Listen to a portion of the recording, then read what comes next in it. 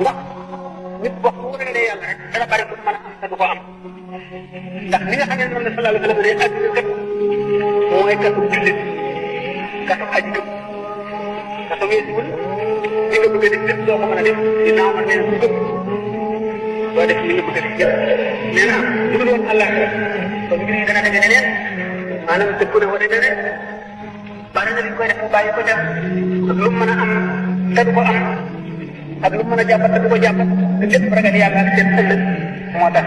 du ko am du ko faj waaye nit koo xam ne faale boo fu la wër tëdd jóge loo am jël bu ëllëgee yàlla fan lay tàbbal du faale ko fa gën a mettee rek boo texe daal nga xam ne am na texe texeeral sa xam ne nga am ko mooy li am jël texeel ba ñu wax takk wallahi ñu ragal yàlla nga am ko te war nañ lépp gëm aji gëm mooy nangu dogal yàlla di sa bët waaye am na taw bu am foofu ñuy wax